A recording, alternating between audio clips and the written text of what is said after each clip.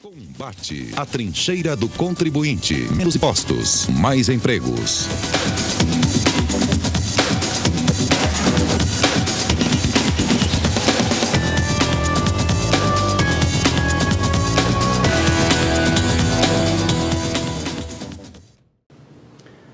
Boa noite, amigos e amigas. Estamos iniciando o novo programa Combate, um programa da Confederação Nacional de Serviços.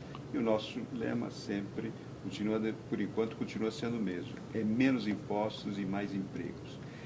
E nessa toada de situação, inclusive econômica, que o Brasil está passando, as alterações que estão sendo previstas pelo Ministério da Fazenda e pelo governo federal, sobre o problema de simples, desoneração da folha, alteração do PIS e COFINS, nós temos aqui hoje um importante convidado, que é uma pessoa que já esteve lá e conhece perfeitamente como é que é essa situação sobre a economia brasileira, que é o Bernardo Api, é um economista e foi secretário de Políticas Econômicas dos anos 2013 a 2009. Seja bem-vindo, Bernardo. Obrigado. Obrigado pelo aceitar o nosso convite. Obrigado. Bem, como sempre, a primeira pergunta é do Roberto, que está aqui como entrevistador junto comigo, né? Bernardo Api, eu queria, aproveitando a sua experiência, saber a sua opinião neste momento, nessa fase que o Brasil está passando, sobre o aspecto tributário. Porque nós escutamos muitas vezes aqui no Brasil dizendo que o cobertor é curto.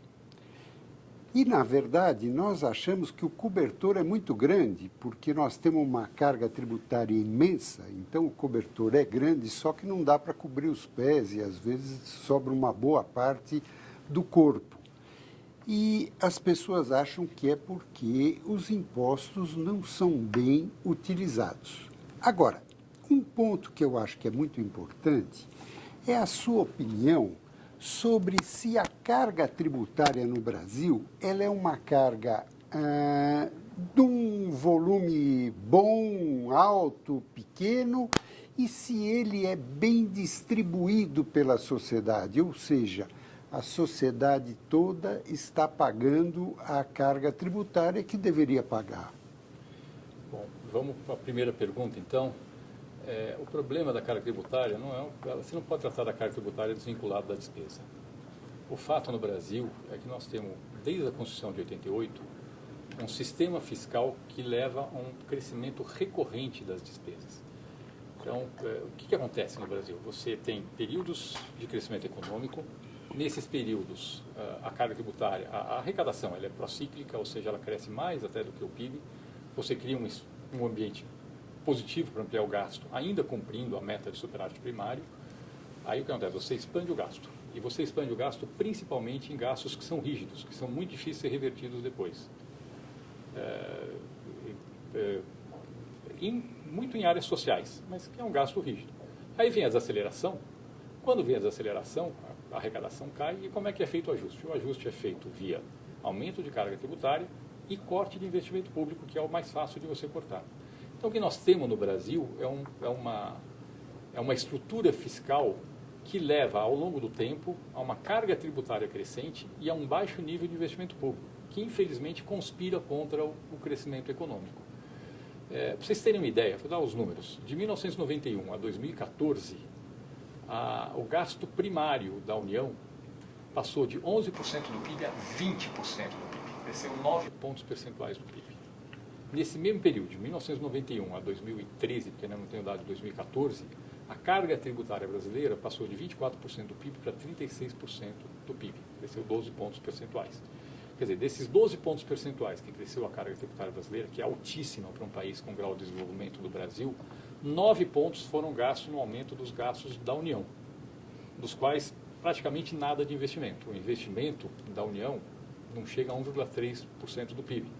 O investimento da União, Estados e municípios, não chega a 3% do PIB. É tudo gasto que é muito social.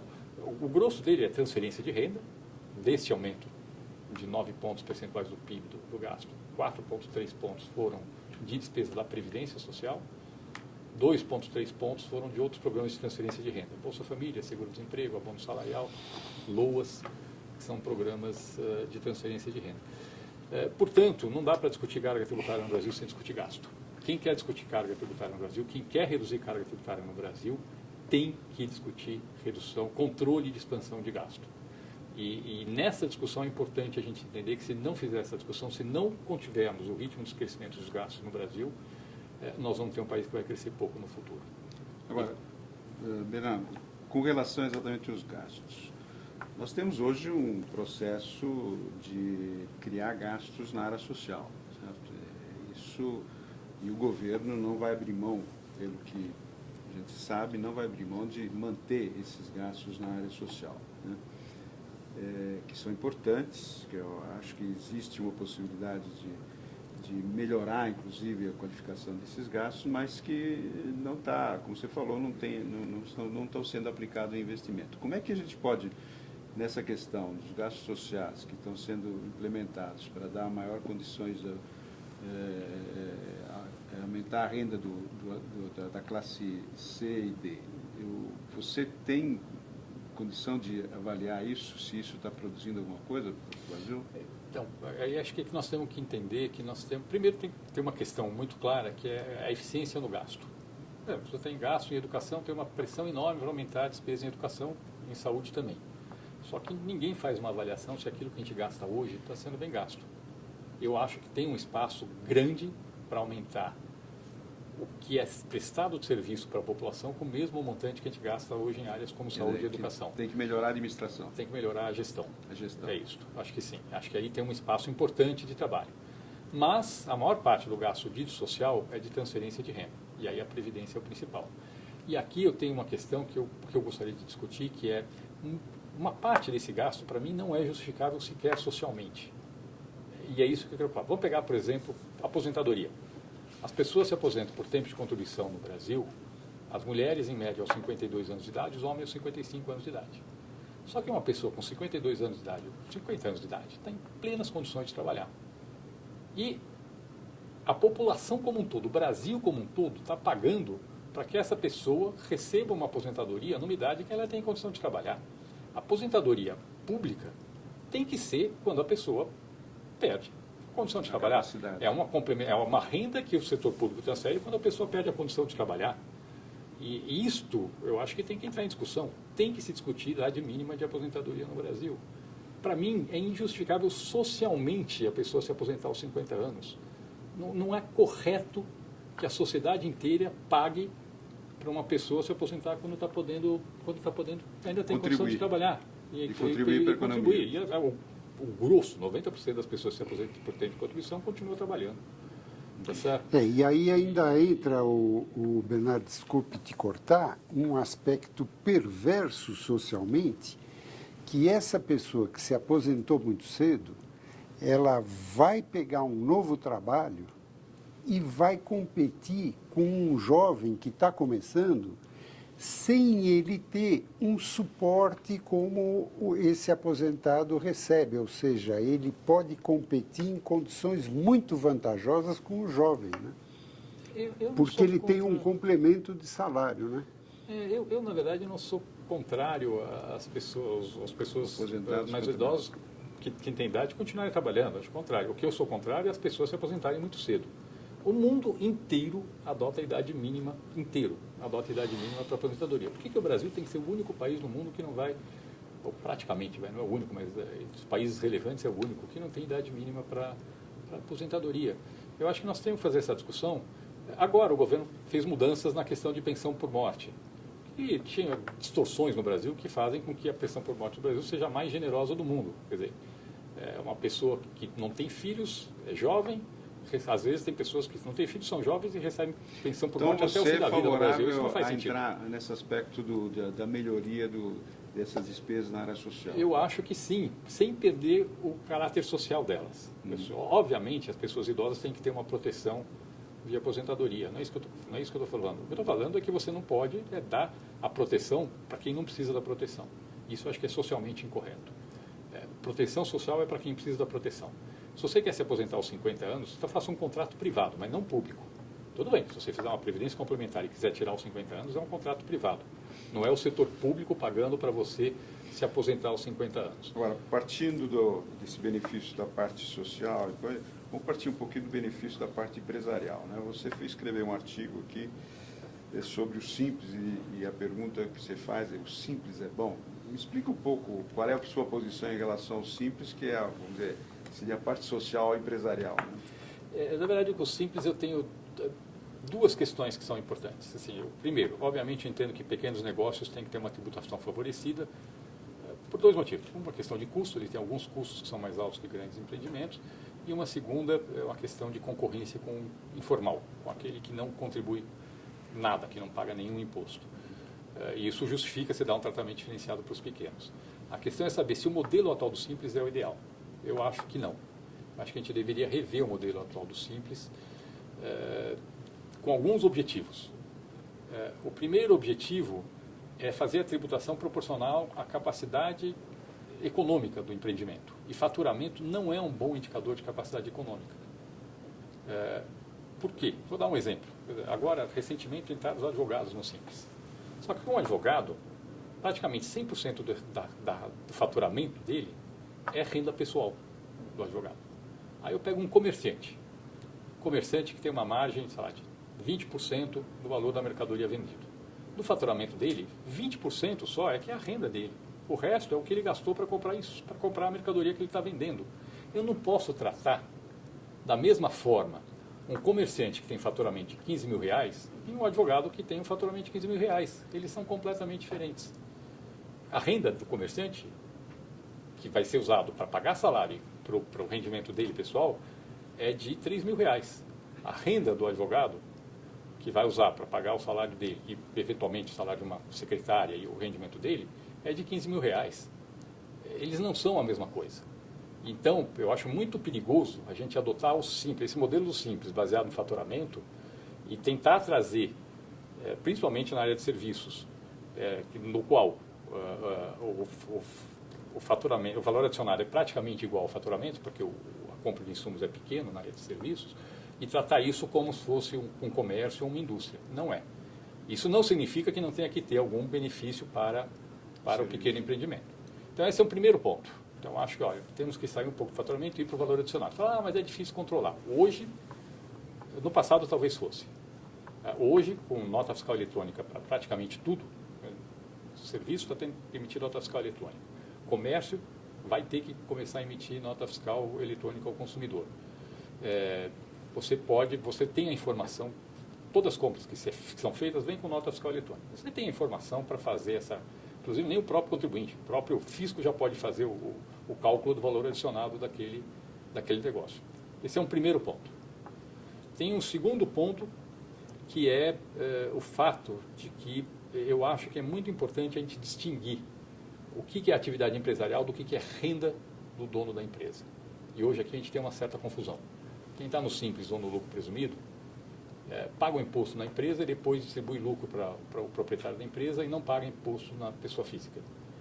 E aí você às vezes leva a uma situação em que esta pessoa pagou de imposto na empresa por um determinado nível de renda pessoal, muito menos do que um empregado está pagando de imposto de renda, um empregado formal. E aqui eu acho que a renda pessoal, a atividade empresarial tem que ser desonerada, claramente desonerada. A renda pessoal, eu acho que não. A renda pessoal tem que ser tributada de forma igual para o empregado e para o dono da empresa. Você está me dizendo que tem que ser tributado a distribuição do lucro? Eu acho que tem que ser tributada a distribuição do lucro, deduzindo, obviamente, o que foi pago de tributos sobre o lucro na empresa. Tá certo? Então, isso... Mas aí você acaba com o lucro presumido, porque você não tem... No lucro presumido, a gente não é obrigado, por exemplo, a contabilizar todas as despesas, né, da empresa. De certa forma, acho que teria que rever o modelo do lucro presumido, sim. Eu, pessoalmente, acho que deveria ser revisto. Não só do Simples, mas do lucro presumido também. Volto a falar. Tem que favorecer o pequeno. Tem que favorecer a atividade empresarial do pequeno, não a renda pessoal. São coisas distintas. Se quiser dar algum benefício pelo fato do empresário assumir risco, eu até aceito que se dê o benefício, mas que seja uma coisa explícita, muito clara. Falar, quem é empresário vai ter um redutor de X na renda tributável, tem um redutor de base de cálculo na renda resultante da atividade empresarial na pessoa física. É Isso uma quer dizer que possibilidade. você acha que o lucro, o cálculo do lucro de imposto de renda sobre lucro presumido, você acha que é baixo, os 33% que a gente faz, que o lucro presumido permite calcular? Para o setor de serviços, com certeza é baixo. Você acha 32%, que é baixo? acho que sim. Essa arbitragem de lucro como 32%, depende da empresa. Você tem empresa de lucro presumido que tem vários empregados formais. Você tem empresa de lucro presumido em que todo mundo é sócio. Na empresa em que todo mundo é sócio, com certeza esse é um Então você defende a medida provisória 232? Não da forma como foi feita. Eu acho que a gente tem que nós fazer... derrubamos, graças a Deus, sei, você estava lá naquela época. Eu sei. Eu acho que não da forma como foi feito. Eu acho que a gente tem que fazer uma discussão geral. Eu acho que tem que fazer os dois ao mesmo tempo. Eu acho que você tem que, talvez, baixar a alíquota um pouco na pessoa física. Acho que você tem que baixar a alíquota sobre o lucro de grande empresa. E tem que rever o modelo de lucro presumido tudo junto. Não tem que fazer só a maldade. Tem que fazer a maldade e a bondade. Só para informar o telespectador que a medida provisória 232 era uma medida que aumentava os impostos sobre lucro presumido em 150% naquela época. Pelo menos era a proposta do governo. Aliás, o Rachid voltou. Eu estou meio preocupado com isso. Ele era o secretário da Receita Federal naquele momento. Isso. Eu não sou no modelo, não estou propondo o modelo da MP 232. Eu estou propondo rediscutir essa questão. Eu não estou propondo fazer nenhuma mudança aqui não discutida.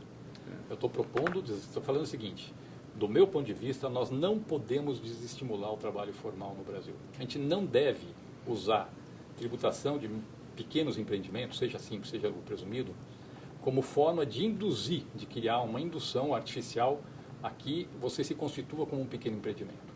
Tá certo? Eu vou falar de novo o advogado que está no Simples, dar um exemplo.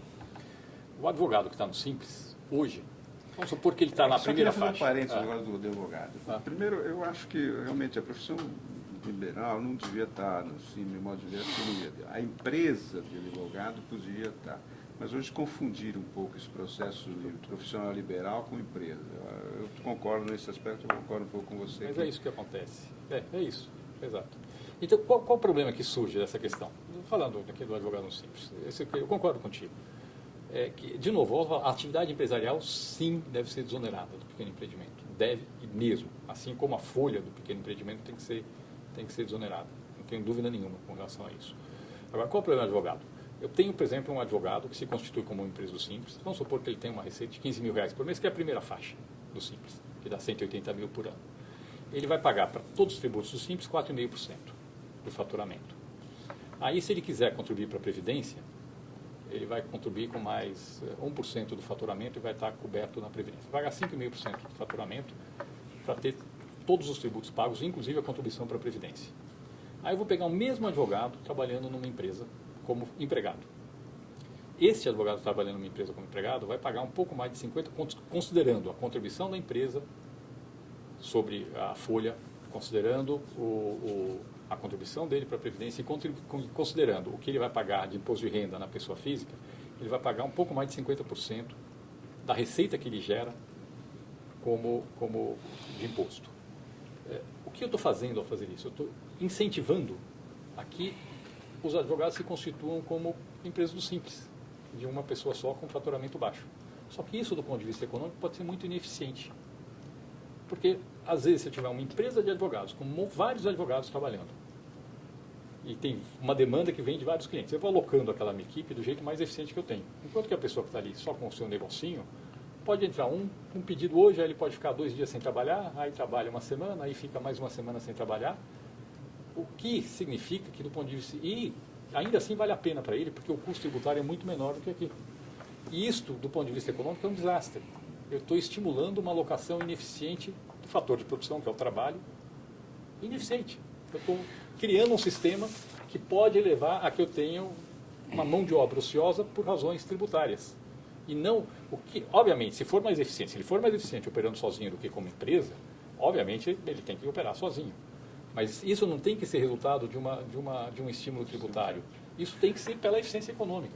E isto cobra pontos de crescimento do PIB do país. Vocês não têm ideia. Essas questões que as pessoas não consideram são fundamentais. Quando vocês perguntam por que o PIB dos Estados Unidos é muito mais alto que o do Brasil, tá certo? Então, PIB per capita dos Estados Unidos é mais de 5 vezes superior ao... Por quê? uma parte importantíssima da razão é porque a gente aqui é muito menos deficiente na alocação dos fatores de produção. E a gente cria um sistema tributário que induz isso. Então, o que eu estou propondo, se a gente corrigir essas distorções, os brasileiros, como um todo, vão ser 20%, 30%, 50% mais ricos do que são hoje. Como um todo. Ô, Bernardo. E é algo importante da gente mexer. Lógico que não falando só, não é só a coisa do advogado que dá 50% do PIB. Mas corrigir todas essas distorções alocativas que a gente tem no país dá. Bernardo, você trabalhou muito tempo no governo e há relativamente pouco tempo voltou para a iniciativa privada e tal. Eu queria saber se você sente a mesma coisa que eu sinto nos nossos associados, que é reflexo desse aumento da carga tributária nesses últimos 20 anos que você nos falou, iniciou o programa falando isso. E que hoje eu vejo nos nossos associados que a parte de tributação é uma loucura completa, que ninguém consegue entender direito, e o governo está sempre querendo mudar para aumentar a carga tributária. Isso é o que todos nós do lado de cá da mesa sentimos. Você hoje sente a mesma coisa? Inclusive, complementando só, parece que o governo quer unificar o PIS e o COFINS. O que você está achando dessa solução? Tá bom. Primeiro, não vai ter aumento de carga tributária, que o Roberto está falando? deixa eu primeiro tratar da primeira questão dele. A primeira questão é que eu falei no começo. A carga tributária é consequência do nível de despesa. Bom, tá certo? Não tem como controlar o crescimento da carga tributária se não controlar o crescimento da despesa. É importantíssimo a gente entender isso. Tá certo? E, portanto, o que a gente tem que fazer é a discussão do que tem que ser feito para impedir que a despesa pública, como proporção do PIB, siga crescendo nos próximos anos, como vem crescendo nos últimos 20 anos. Tá certo? Os últimos 25 anos, para falar a verdade. Esse é um primeiro fato. E, obviamente, eu acho que para atender esse aumento constante de despesa, o governo tem criado milhões de distorções na estrutura tributária. Isso é fato. Isso é uma realidade, que precisam ser corrigidas. Porque essas milhões de distorções, a exemplo daquilo que eu falei da ineficiência alocativa do caso do advogado, ela se aplica do mesmo jeito. A gente tem um grau de contencioso tributário no país monumental. A gente tem um custo de compliance, é um custo de cumprir com a burocracia tributária, brutal, que é cavalar, tá certo? No Brasil, a gente é o último país, dentro daquela pesquisa do Banco Mundial, do Doing Business, é o país que está na pior posição no mundo em termos de custo de burocracia para recolher tributos. Disparado. Disparado. Então, obviamente, isso tudo está levando a que o brasileiro seja mais pobre. As pessoas não entendem isso, mas o brasileiro hoje é mais pobre porque a gente tem uma estrutura tributária complexa, cheia de distorções, e que, por conta dessa necessidade de ficar aumentando a carga tributária recorrentemente, vai piorando ao longo do tempo. E aí está na hora de fazer uma revisão radical e simplificar a carga tributária. Com relação à questão do PIS e COFINS, a questão é a seguinte: hoje nós temos um sistema de PIS e COFINS que tem, de novo, do ponto de vista de eficiência econômica, é um desastre. Ele é um desastre porque ele compõe um sistema cumulativo com um sistema não cumulativo, sendo que no sistema cumulativo uma parte enorme daquilo que é adquirido pelas empresas não gera crédito, o que atrapalha, o que faz com que você seja impossível você saber qual é a quantidade de imposto que está paga na cadeia, porque entra um cumulativo, entra um não cumulativo, entra um cumulativo, entra um não cumulativo, o que pagou de imposto na cadeia? Eu não sei. Honestamente, eu não tenho como saber. E isso muda, distorce completamente os preços relativos, e isso faz com que a economia funcione de forma menos eficiente. E junto com isso eu tenho 500 exceções setoriais que foram incluídas dentro da legislação do PIS e COFINS. Então, o que precisa ser feito no PIS e COFINS precisa sim transitar para ter um tributo que se aproxime do que a gente chama de um tributo sobre valor agregado, um imposto sobre valor agregado, que é padrão do mundo. O mundo inteiro opera assim. Quer dizer, é um tributo. Você entende que o PIS e COFINS tem que ser não cumulativo? Eu entendo que o PIS e COFINS tem que ser não cumulativo. Única. Aí, na questão do setor de serviços, tem uma questão de aumento de carga tributária que se alíquota, e aqui eu quero de novo entrar na minha questão. O que justifica você ter diferenciação se não tiver o problema de concorrência informal? Talvez a alíquota única fosse o mais justificada. No caso do setor de serviços, principalmente serviços prestados a pessoas, esse é existe essa concorrência. Então, talvez Estão falando em 9,25%. Justifique-se, talvez, neste caso, se tem uma alíquota menor no setor de serviços por razões muito pragmáticas. Do ponto de vista teórico, a teoria sugere que o ideal para um tributo sobre valor agregado é ter uma única alíquota. Essa é o que a teoria diz, no mundo, não é brasileira. Mas nós temos que ser realistas, e aqui tem que ser duplamente realista. Tem que ser realista do ponto de vista, sabe, olha, tem setores em que tem uma concorrência com o informal muito grande, não adianta eu botar uma alíquota muito alta, que eu vou simplesmente jogar esses setores para a informalidade, e eu não tenho interesse em fazer isso, e aí eu tenho que ser realista, tenho que botar uma alíquota mais baixa. E eu tenho um problema político, de que o setor de serviços hoje está quase todo no regime cumulativo, a 3,65, se eu passar ele para o não cumulativo 9,25, dá um aumento muito grande. Para é um setor que está empregando, né? E é um setor que está empregando, sim. Agora, assim, para empresas que estão no meio da cadeia produtiva, que vão gerar crédito para a etapa subsequente,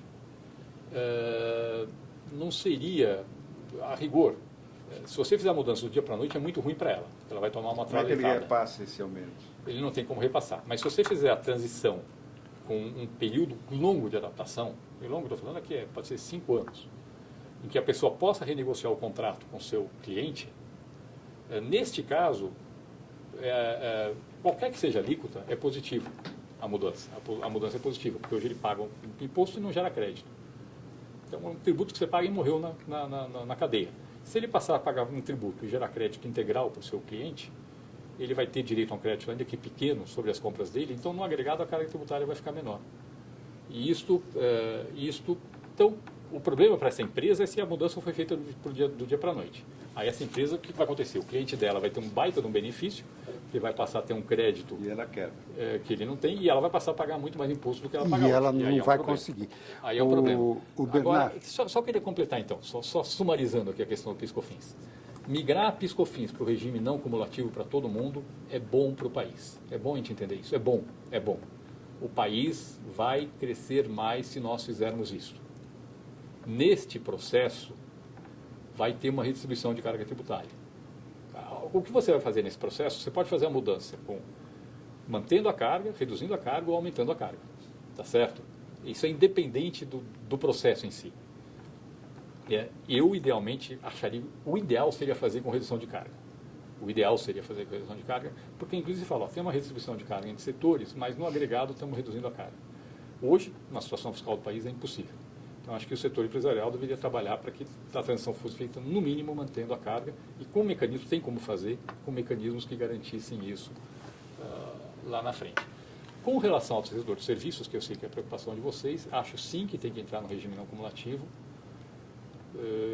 mas acho que justifica-se no Brasil hoje, embora não seja o que a teoria recomenda, no Brasil hoje justifica-se uma alíquota menor. Bom, nós fizemos um cálculo, acima de 4,93 já estamos aumentando a carga tributária para o setor de serviços. Mas volto a falar, para quem está no meio da cadeia, se tiver uma transição longa, e nesse período de 5 anos você permite ele ficar entre o regime cumulativo e migrar na hora que ele quiser, ele só tem ganho, ele não tem perda. Sendo bem claro, a empresa de serviços que está no meio da cadeia, se você adotar o regime não cumulativo para todo mundo, com o que a gente chama de crédito financeiro, ou seja, tudo que se compra gera crédito, tudo que a empresa compra gera crédito, neste caso, ela vai ter ganho desde que ela tenha tempo de renegociar os seus contratos. Se ela consegue para a empresa de serviços, para a empresa de serviços que está na ponta, aí sim temos um problema.